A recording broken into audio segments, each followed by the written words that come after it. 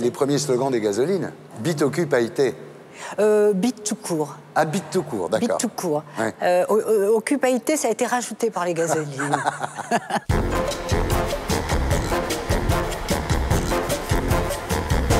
Marie-France, bienvenue sur le plateau de Tout le monde en a parlé. Alors, vous êtes née à Oran le 9 février 1946. Votre mère, qui avait déjà eu 2 garçons, rêvait d'avoir une fille. Donc, pour elle, vous étiez Marie-France dès votre premier cri. Maryse. Je devais être Maryse. Alors, votre mère vous coiffe et vous habille comme une poupée jusqu'à l'âge de 5 ans, en fait. Ce qui n'a pas dû être pour rien dans ce qui vous est arrivé par la suite, j'imagine. Je pense que ça devait être une évidence pour elle, parce que tout le monde disait « Oh, quelle jolie petite fille vous avez », tout ça, donc... Votre père était cheminot, et vous avez une enfance modeste et heureuse, avec votre mère, votre grand-mère, vos 2 frères, et votre père. Alors, votre père, il était un peu rustre et violent. Macho de base. Ouais, mais beau gosse, hein. Beau gosse, Tyrone Power. Alors, dès votre plus jeune âge, vous êtes attiré par le monde des femmes, les poupées, les maquillages, les cheveux longs. Mais en fait, vous ne pouvez pas assouvir ce penchant au grand jour, quoi. Il y avait un traumatisme, c'est certain. Hein, dès ma plus tendre enfance, il y avait quelque chose qui n'allait pas dans ma vie et ça allait de moins en moins bien, d'ailleurs. Et c'est vrai que j'étais attirée par les femmes. Je dessinais que des femmes. Et puis, il y avait aussi Saint-Laurent qui débutait et qui glorieusement à Paris dans la haute couture. Et qui était oranais comme moi, donc c'est vrai que... Alors vous dites à l'école, j'ai aussitôt ressenti que j'étais à part. J'étais complètement à l'écart des autres. Ouais. À l'époque, vous rêvez de Brigitte Bardot, de Martine Carole, qui sont un peu vos idoles, quoi. Oui. Ouais. Oui. Alors à 13 ans, premier flash amoureux, un prof de 6e qui lui a 28 ans, qui ressemble à James Dean, il vous embrasse, il veut aller plus loin, mais vous vous débattez. Dans un cinéma. Et moi, j'en tremblais, et de désir et de peur. Ouais. Alors, la seule à qui vous pouvez raconter tout ça, c'est votre grand-mère qui compatit, en fait, petite non ? grand-mère. Ouais. Alors, le 1er avril 1960, vous tentez de vous suicider avec un mélange d'Optalidon, de Phénergan et de Morora. Tout ça parce que votre père vous avait engueulé sur un carnet de notes, non ? C'est vrai qu'à un moment donné, nous habitions à Alger à ce moment-là, et j'avais trafiqué mes carnets de notes, et le directeur l'avait vu, avait prévenu mon père. Et mon père, macho comme il était... Quand il recevait les résultats de l'école, c'était la ceinture par qui je commence, comme ça. Donc, il a pris très très mal, il m'a giflé, il m'a demandé de rentrer dans ma chambre et de ne pas dîner. Et là, je me suis dit, j'en ai assez de cette vie, c'est plus possible, c'est pas pour moi. Ce monde n'est pas pour moi, définitivement pas pour moi. Je veux mourir tout de suite. Et voilà. Il s'en est fallu de peu, d'ailleurs. Hein. Oui. C'est vrai, parce que c'est que vers 23h, on est rentré tout à fait par hasard dans la chambre. Et on a vu que j'étais verte et pleine de bave et complètement crispée. Et là, tout le monde s'est interrogé. On a fait venir une ambulance et là, il a fallu faire un lavage d'estomac. Enfin, voilà, c'était dramatique. Les médecins leur disent, soyez très cool avec elle. Si elle peut partir en vacances, faites-le, etc. Et mes parents ont la bonne idée de m'envoyer à Viroflay. À Viroflay, chez vos cousins. Et là, vous découvrez Paris, vous découvrez Saint-Germain-des-Prés. J'ai à peine 14 ans.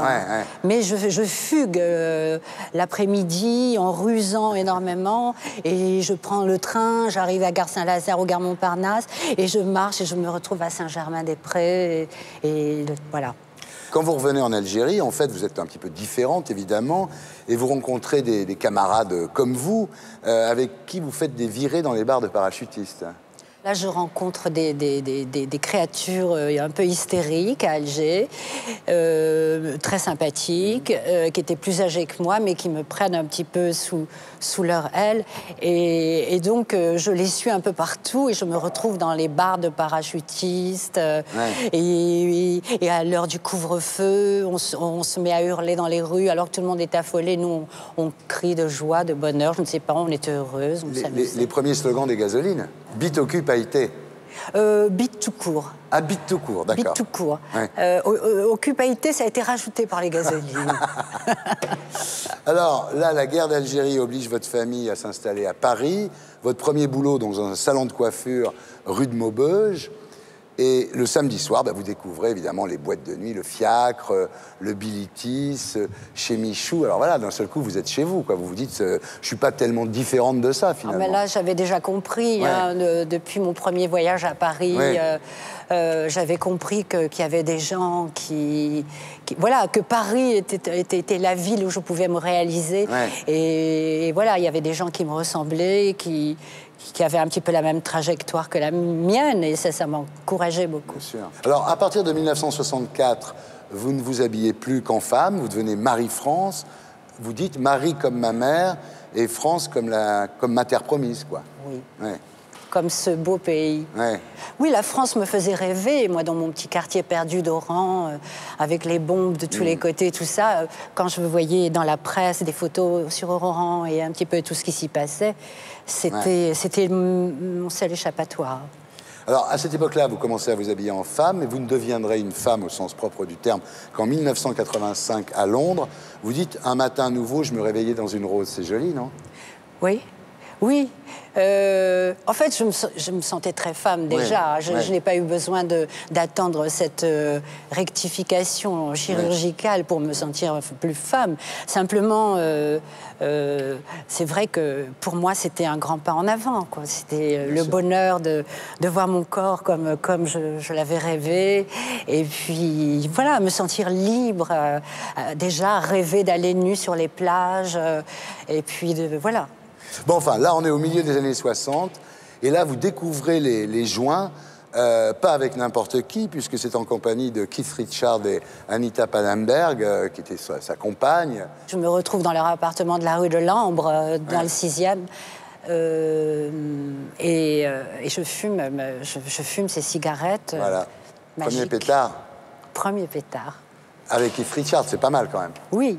Mais c'est votre copine Orla qui s'y colle, hein. Vous faites rien de sexuel ce soir-là? Moi, jusqu'à ma rectification, j'ai eu beaucoup de problèmes de ce côté-là avec les amours passagères. J'avais toujours des garçons dans ma vie, mais il fallait qu'ils m'acceptent entièrement pour rester avec eux. Mais comme ça, rencontrer un garçon et faire l'amour avec lui, ça m'était impossible. Tandis que ma copine, elle n'était pas, ça ne la gênait pas du tout. Alors voilà, à 20 ans, donc vous êtes à Paris, vous faites la fête tous les soirs, vous devenez l'égérie du Jimmy's, la boîte de Régine. Au Club 65, vous rencontrez Coccinelle, le premier travesti célèbre en France, qui vous dit... Tu es la nouvelle Coccinelle, la Coccinelle dans le vent. Dans le vent. C'est extraordinaire, ça. Oui, c'est très beau, hein. C'est très joli ce qu'elle me dit. Et c'était en même temps une investiture incroyable pour moi, parce que j'avais 17 ans. Alors, au Club Saint-Germain, vous séduisez Nino Ferrer. Entre autres, oui. Il s'est passé quelque chose avec lui? Oui, je crois qu'on a passé une nuit ensemble. On a dormi ensemble. Ah, d'accord. Et alors, vous séduisez également Serge Gainsbourg, qui dira plus tard à Bambou, elle est la seule avec qui j'ai trompé Bardot. Oui. Pas mal. Oui. C'est lui qui m'a séduite. Parce que moi, j'étais, comme je disais, toujours très timide, très réservée.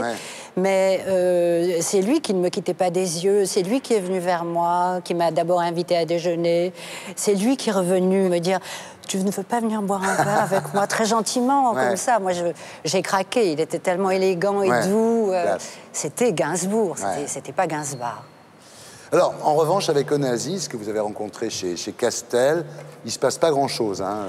Non, parce que je n'ai jamais été vénale. C'est vrai que les hommes avec de l'argent ne m'ont jamais attirée. Et même, il y avait un blocage. D'ailleurs, il y a toujours un blocage avec les gens qui ont de l'argent. Alors c'est incroyable parce que vous refusez pratiquement une aventure avec Onassis et quand vous partez, il vous donne 5 000 francs pour payer le taxi quand même, c'est pas mal. Bah oui, parce qu'il voit qu'il peut rien, rien avoir de plus.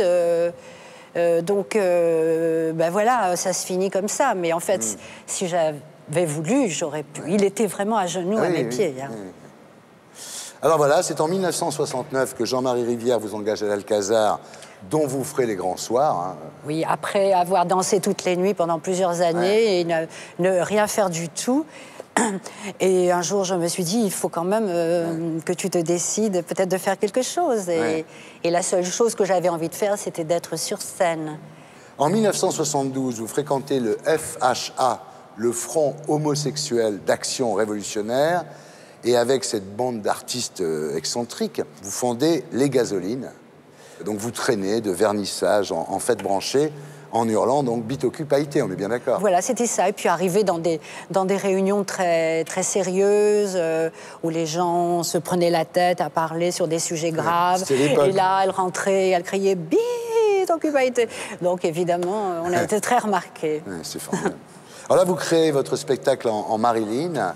Et c'est l'apothéose, c'est vraiment le succès. Vous êtes à la fois la star du Paris de la nuit et en même temps la star des intellos branchés un peu décadents. Vous rencontrez Téchiné, qui vous donnera un rôle dans Barocco.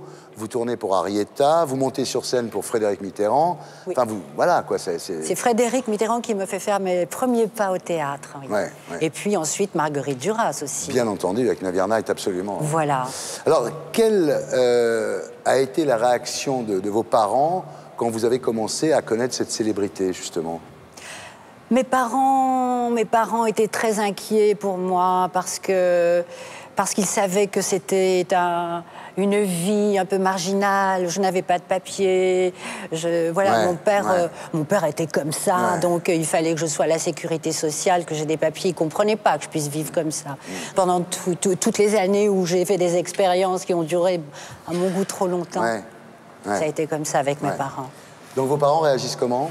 Ils sont un peu bluffés, mais en même temps, bon, eux, ce qui les fascine, ce qu'ils auraient voulu, c'est de me voir arriver avec ma voiture, mon appartement, être déjà... mais bon, ils voyaient bien que c'était pas ça. J'ai toujours été une petite chose comme ça, un peu trimballée. Alors, comment réagissent vos frères ? Alors, mes deux frères, ça va. Parce qu'ils ont bien amorflé aussi avec mon père, donc... Ça va, mes deux frères, oui. Il y en a un, Robert, dont vous avez découvert l'homosexualité, en fait.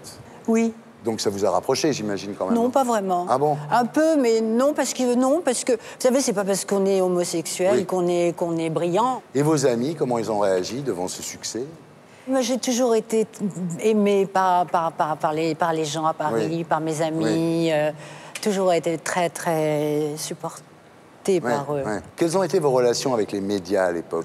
C'était pas facile parce que les médias étaient fascinés par ma personne. Par contre, la seule chose qu'ils disaient en parlant de moi, c'était toujours ce que moi je refusais qu'on dise à mon sujet, c'est-à-dire travesti, transsexuel et tout ça. Moi, j'estimais que quand j'étais au théâtre, on devait parler de l'artiste et non voilà, on n'avait pas besoin de parler de sexualité. Vous avez gagné de l'argent à cette époque?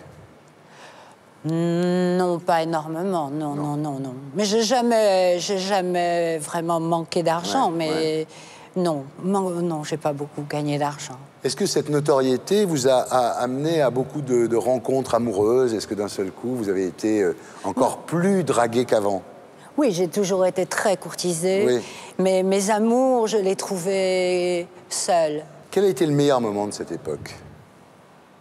C'est l'amitié, quand même. C'est l'amitié, c'est la fête, c'est les gens qu'on voyait tous les soirs. C'est aussi à chaque fois des projets de théâtre ou de cinéma qui me comblaient de bonheur. Voilà, c'est ça, c'est ça mes meilleurs moments. Et le pire moment? C'est, à force d'expérience, aller trop loin dans les drogues. Dans les drogues, et me retrouver mal, mal foutue, et remonter la pente à chaque fois, ça, c'était terrible. Terrible, Oui, parce que vous avez commencé en fumant des pétards avec Keith Richards, mais après, il y a eu les Amphètes, il y a eu les Mandrax, il y a eu l'Hérault, enfin bon, je veux dire... C'était l'époque, les gens venaient dans ma chambre ronde à l'hôtel Louisiane et me disaient « Il y a une nouvelle...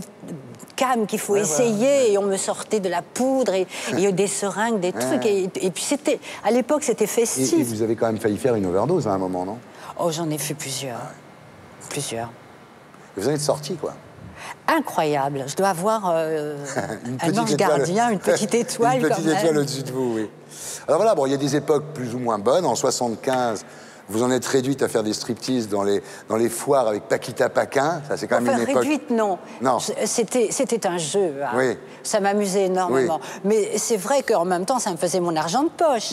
Alors là, vous restez une égérie de l'underground, notamment à l'occasion de vos concerts au Palace, grande époque Fabrice Hébert. Avec les branchés de l'époque, vous faites partie de la bande de Louboutin, Pierre et Gilles, Pacadis, Eva Ionesco, Edwige. Enfin, vous êtes vraiment dans la bande du Palace, Tout quoi. à fait. Voilà. Et c'est peut-être pas un grand succès public, mais vous avez beaucoup de succès oui. chez les branchés. Et oui, voilà. à Paris, Ouais, oui. ouais. Voilà. Aujourd'hui, vous êtes nostalgique de toute cette époque? Pas vraiment, non.